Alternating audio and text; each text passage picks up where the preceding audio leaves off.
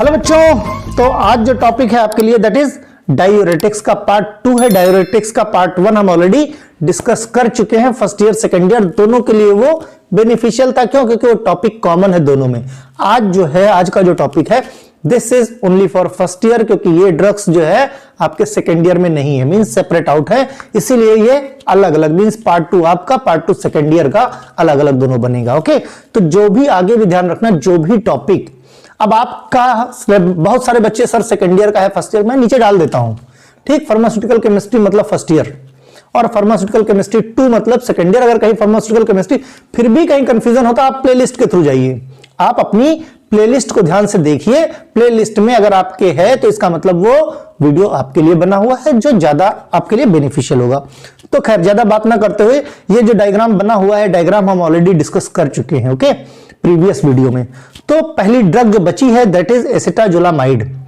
इस तरह के वीडियोस में ज्यादा बेटर था मेरे लिए भी कि मैं क्या है इस पे पढ़ाऊं तो ज्यादा आसानी से हो जाए। तो भाई क्या है एसिटाजोलामाइड, है ना। तो एसिटाजोलामाइड में भाई अगर हम ब्रांड नेम की बात करें तो डेजामाइड, डाइमॉक्स, जोलामाइड, आइसोपार एसआर और सिनमैक्स। अब कहोगे कि बहुत सारे सर, इतने सारे ब्रांड नेम कैसे याद होंगे? तो मुझे भी मालूम है कि ये ब्रांड नेम इस तरह से आसानी से याद नहीं होंगे। तो इनके याद करने का तरीका एक ही है कि मैं ये सारे मल्टीपल चॉइस के थ्रू आपको करवाऊंगा, ढेर सारे मल्टीपल चॉइस करवाऊंगा जिससे आपको आसानी से याद हो जाए, ठीक। अब हम डायरेक्ट, चूंकि इसमें कोई एस्टेरिक मार्क नहीं था इसलिए ब्रांड नेम की बात की। अब हम बात करते हैं प्रॉपर्टीज की। अगर हम प्रॉपर्टीज पे आए तो पहली प्रॉपर्टी क्या है भाई इसकी? कलर्स। कलर्स कैसा है? व्हाइट टू फेंट व्हाइट है, मींस भड़कीला व्हाइट जिसे बोलते हैं ना। ऑर्डर क्या है? किसी तरह का कोई ऑर्डर नहीं, मींस ऑर्डरलेस। इसमें क्या है, मैक्सिमम ड्रग्स आपकी ऑर्डरलेस है, कुछ ड्रग्स हैं जो थोड़ा बहुत बिटर है। टेस्टलेस है ओके। तो सॉल्युबिलिटी की बात करें तो इनसॉल्युबल होता है वाटर और अल्कोहल में। अगर सॉल्युबल करें तो 1 नॉर्मल सोडियम कार्बोनेट सॉल्यूशन के साथ ये क्या है, उसमें घुलनशील है। 1 नॉर्मल सॉल्यूशन किसका? कार्बोनेट सॉल्यूशन जो है उसके साथ ये घुलनशील है। स्टोरेज की बात करें तो stored in airtight close containers which is resistant from light. Maximum drugs light resistant है, इसलिए कंटेनर्स कैसे होंगे? लाइट रेजिस्टेंट होंगे, ठीक। तो यूज की बात करें, it is used with other medicine to reduce edema. Edema मतलब मैंने बताया पहले भी कि यहां पे जो स्पेस होते हैं भी, सब जगह पे क्या है, हड्डियों का बना हुआ ढांचा है और उस ढांचे के ऊपर क्या है, स्किन की कवरिंग है। अगर ये कवरिंग हटा दी जाए तो जगह जगह पे देखो गड्ढे है ना, ये सारे गड्ढे इस तरह से करके, तो इनमें क्या है, फ्लूइड। जब एडिमा हो जाता है तो फ्लूइड भर जाता है तो बॉडी स्वेल कर जाती है ओके। तो स्वेलिंग कर जाती है। तो इनके ट्रीटमेंट में डायूरेटिक्स, जब मैंने बताया था मैकेनिज्म किस तरह से डायूरेटिक्स काम करते हैं, मैंने ये भी समझाया था आपको कि क्या है, रीएब्जॉर्प्शन को, जो साइकिल से यूरिन बनता था तो उसमें जो नेफ्रॉन्स की मैंने साइकिल बताई थी उसमें क्या रीएब्जॉर्प्शन को कम कर देता है, जिसकी वजह से एक्सक्रीशन ज्यादा हो जाता है, ठीक। तो एडिमा को रिड्यूस करने में सर्टेन टाइप ऑफ एपिलेप्सी, बहुत सारे क्या है साइड इफेक्ट आ जाते हैं, मींस बहुत सारे रीजंस आ जाते हैं जिनकी वजह से क्या है एपिलेप्सी की प्रॉब्लम होने लगती है, कन्वल्जन्स होने लगते हैं पेशेंट में। बॉडी में हाइपरटेंशन, फ्लूइड ज्यादा हो जाएगा, फ्लूइड ओवरलोड हो जाएगा तो जाहिर सी बात क्या हो जाएगा, हाइपरटेंशन हो जाएगा। तो जिसकी वजह से बॉडी से ज्यादा फ्लूइड निकालने की जरूरत पड़ती है जिससे कि पेशेंट नॉर्मलाइज कर सके। इन सब चीजों में जरूरत पड़ती है किसकी? जरूरत पड़ती है डायूरेटिक्स की। फार्मास्यूटिकल प्रिपरेशन की बात करें तो एसिटाजोलामाइड की टैबलेट आती है as per Indian pharmacopoeia and British pharmacopoeia. Acetazolamide का कैप्सूल है एज पर आईपीएनबीपी। एसिटाजोलामाइड का पाउडर है फॉर सॉल्यूशन बनाने के लिए जो ड्राई पाउडर आता है that is for according to Indian pharmacopoeia okay. Next drug पे हम बढ़ते हैं क्लोरथैलिडोन, CTZ।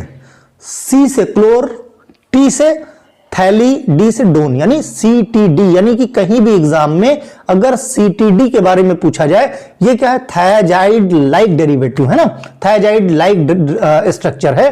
तो CTD क्लोरथैलिडोन। ब्रांड नेम की बात करें तो थैलिटोन, हाइग्रोटोन, थैलिजाइड, हाइथैल्टोन और टेनोरेटिक। ये है इसके, थोड़े से टफ हैं ब्रांड नेम, मार्केट में चलते हैं, कुछ बहुत फेमस है, लेकिन मैंने बताया कि याद ये होने वाले नहीं हैं।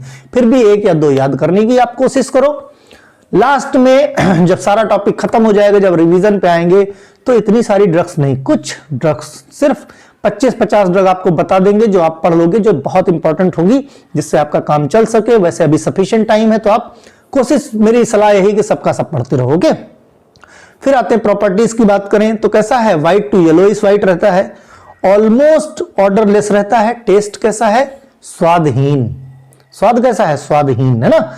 सॉल्युबिलिटी की बात करें तो इनसॉल्युबल होता है वाटर, ईथर और क्लोरोफॉर्म में ये क्या है, इनसॉल्युबल रहता है, लेकिन मेथनॉल या एल्कली हाइड्रोक्साइड में ये कंप्लीटली मिसिबल या कंप्लीट सॉल्युबल होता है। ओके, फिर स्टोरेज की बात करें तो stored in well air tight close containers which is resistant from light.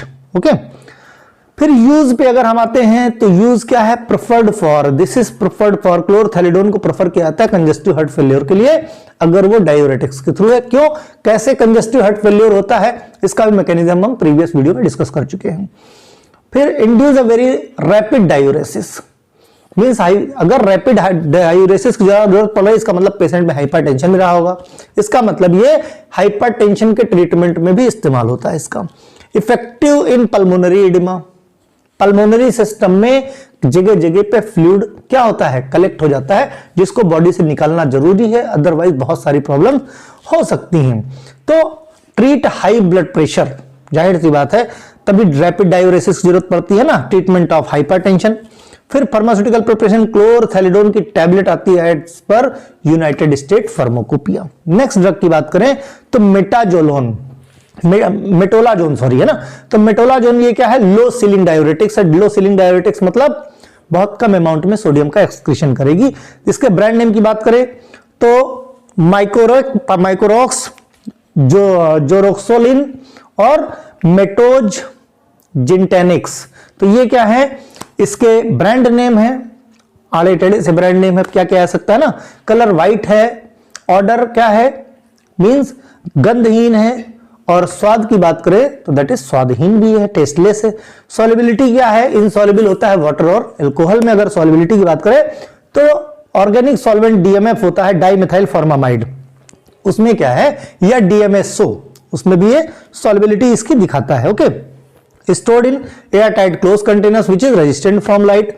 ठीक उसी तरह से जैसे हमारी क्लोरथैलिडोन थी, उसी तरह से इसका मेटोलाजोन का भी use near about to same है। अगर बात की जाए तो सारे के सारे डायूरेटिक्स उसी एक ही मैकेनिज्म पे वर्क करते हैं। मींस अगर एक का अगर आपको फंक्शन पता है, यूज पता है, तो उसको सब में अप्लाई करो, तो सब में भाई सबका काम है CHF कंजेस्टिव हार्ट फेलियर के ट्रीटमेंट में, सबका काम है हाइपरटेंशन को क्या है ठीक करने में, सबका काम है एडिमा के ट्रीटमेंट में, रिड्यूस एडिमा, है ना।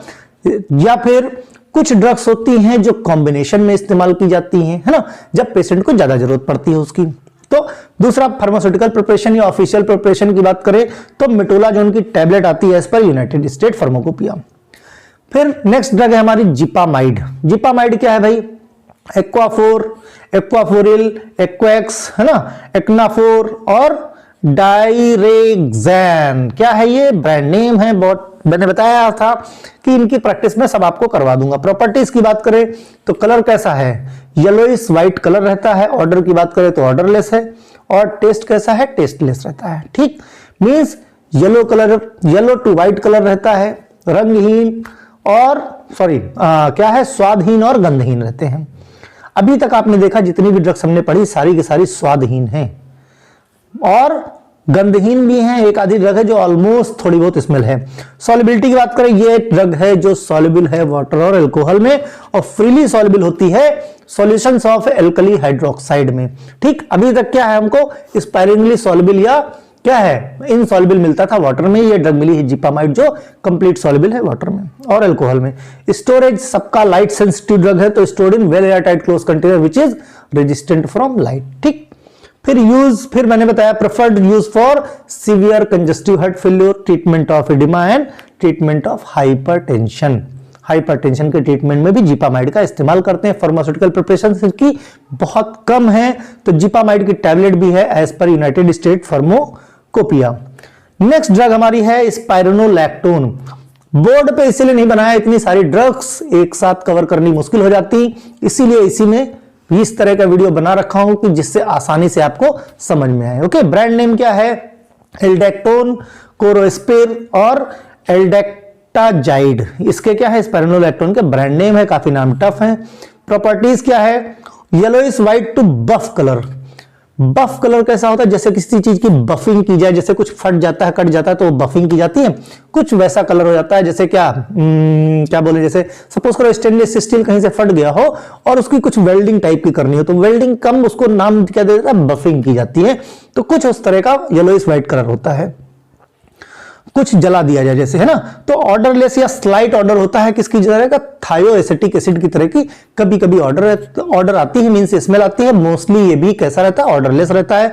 स्वाद ऑलमोस्ट टेस्टलेस है, ठीक। कभी कभी जैसे थायोएसिटिक एसिड का एकदम जैसा अजीब सा टेस्ट होता है, उस तरह का टेस्ट आ जाता है, बट मोस्टली कैसा है, मोस्टली ये क्या है, स्वादहीन रहता है। अगर हम सॉल्युबिलिटी प्रोफाइल की बात करें तो फिर अगेन इनसॉल्युबल इन वाटर रहता है, और सॉल्युबल होता है इथाइल एसीटेट एंड इथेनॉल में। इथाइल एसीटेट और इथेनॉल में इसकी सॉल्युबिलिटी बहुत अच्छी देखी गई है। स्टोरेज की बात करें तो stored in air tight close container which is resistant from light. Okay, use medication is use management and treatment of hypertension. Management भी करता है हाइपरटेंशन और ट्रीटमेंट में भी करता है। Treatment of edema, control hypertension, और क्या है, सीएचएफ कंजेस्टिव हार्ट फेल्यूर। तो इस तरह से इनका ट्रीटमेंट। ओके, फार्मास्यूटिकल प्रिपरेशन की बात करें तो स्पाइरोनोलैक्टोन की टैबलेट आती है एज पर आईपीबीपी, और स्पाइरोनोलैक्टोन का सस्पेंशन आता है as per Indian pharmacopoeia. Spironolactone का जो कैप्सूल आता है that is also according to Indian pharmacopoeia, ठीक। नेक्स्ट आखिरी ड्रग है लास्ट, ब्यूमेटानाइड। देखो बहुत सारे बच्चे बीच बीच में पूछते रहते, सर इस टॉपिक में ये ड्रग छूट गई। कोशिश मेरी पूरी रहती है सारी ड्रग्स कवर करने की, लेकिन जो मुझे कम इंपॉर्टेंट लगती है वो मैं छोड़ देता हूं। लेकिन ठीक है, बच्चे फिर भी पीछे बार बार बताऊंगा, फिर भी पीछे पड़ रहे थे, सर ये ड्रग छूट गई, इसीलिए मैंने ये तरीका निकाला कि मैं सारी की सारी ड्रग आपको कवर करा दूंगा। पढ़ो भाई, कितना पढ़ते हो। कोशिश मेरी ये रहती थी, पहले स्टार्टिंग में काफी ड्रग्स मेरे ने छोड़ी हैं। क्यों छोड़ी हैं, क्योंकि जो इंपॉर्टेंट नहीं है वो मैं छोड़ देता था, ठीक। खैर, ब्यूमेटानाइड का ब्रांड नेम की बात करें तो ब्यूमेट, ब्यूमेक्स और ब्यूरिनेक्स, ये क्या है, इसके ब्रांड नेम है। प्रॉपर्टीज की बात करें तो कैसा है, व्हाइट कलर का रहता है। अगेन कैसा है, गंधहीन है, मींस क्या है, किसी तरह की स्मेल नहीं आती, यानी कि ऑर्डरलेस है। टेस्ट इसका बिटर होता है, तीखा टेस्ट होता है। Solubility practically insoluble in water होता है, और सॉल्युबल होता है एसीटोन और इथेनॉल में। इसकी सॉल्युबिलिटी बहुत अच्छी देखी गई है।